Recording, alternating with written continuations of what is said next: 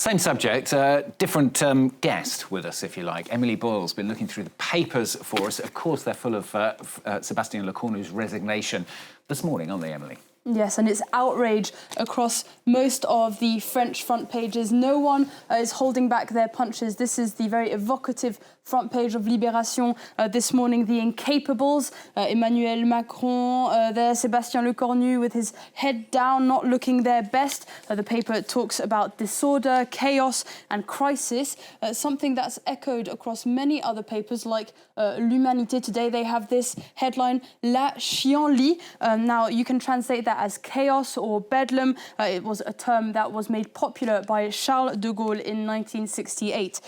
Aujourd'hui en France, meanwhile, has a photo here of Matignon and asking, hello, is anyone there? It says that the French people are completely lost and confused by this latest government fiasco. Heading closer to the right of the press, Figaro. This is their front page.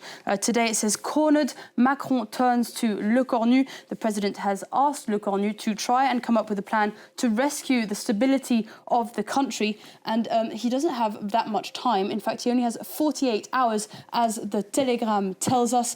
La Dépêche also saying it's an interminable crisis for Macron, but it's La Provence who sums it up quite nicely today here, saying it's all a bit of a circus. It certainly is, isn't it? What about the international papers? Do they think it's a circus as well?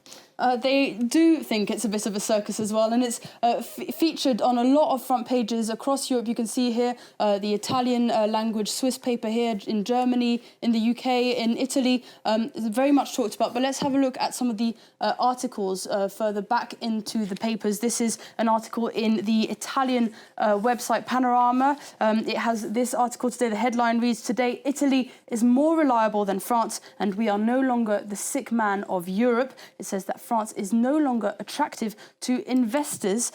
In Portugal, Publico here has this article here. It calls France a regime in crisis and puts it down to, quotes, a dysfunctional constitutional system. The paper says that France should take example on Portugal's stability and vitality. Meanwhile, heading to Belgium, and the paper Le Soir, this was their front page today, talking about a French vaudeville, but warning that this political crisis could open the road to a far-right government.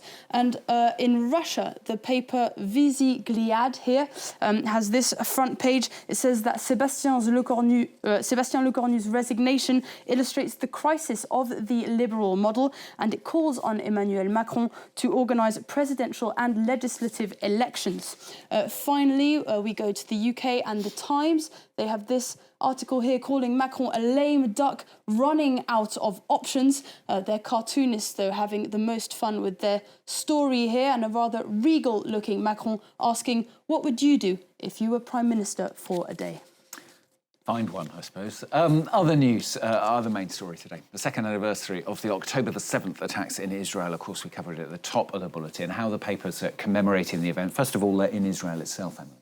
Commemorations and tributes all over the Israeli papers. Let's start with the Times of Israel. They have this article here looking at the different ways in which victims of October 7th are being remembered in Israel. The article says that families of hostages still cannot believe that some are still being held captive. Ynet features an interview here with a former hostage whose partner is still held by Hamas. She describes her time in captivity and her campaign to get her boyfriend released. The Jerusalem Post, though, is talking about anti-Semitism following the attacks. The paper says that Hamas's assault let out the genie of anti-Semitism, and that a clear plan of action is needed to fight back. Now, finally, in Israel, the left-wing paper Haaretz has this opinion piece here today, looking at October 7th, but focusing on October 8th. It describes the trauma of the Hamas massacre, but says that, quote, the ensuing Israeli campaign of atrocities in Gaza destroyed the foundations on which the state of Israel was built. What about the international papers? What are they saying? Well, a lot as well on the international paper, starting in Spain. This is an opinion piece in El País. It condemns the nightmare that has become routine. It says that the 2 years since the attacks have been 730 days of death and bombings, and argues that Israel used October 7th to, quote, eliminate the possibility of coexisting with a Palestinian state. Meanwhile, the Swiss paper Le Temps has this long format article here talking about the death of pacifism in the Israeli kibbutz. They quote the son of an October 7th victim who says that, honestly, the bombs on Gaza feel good to me. The article says that many Israelis have lost hope of cohabitation with Palestinians. Now, finally, back to France and Le Figaro. This is an article here today looking at the international support for Israel following the October 7th attacks, support which they seem to have completely lost today. The article says that more countries now denounce Israel's, quote, excesses of war than they do support Benjamin Netanyahu. Emily, thanks very much. Emily Boyle looking through the newspapers for us here on France 24.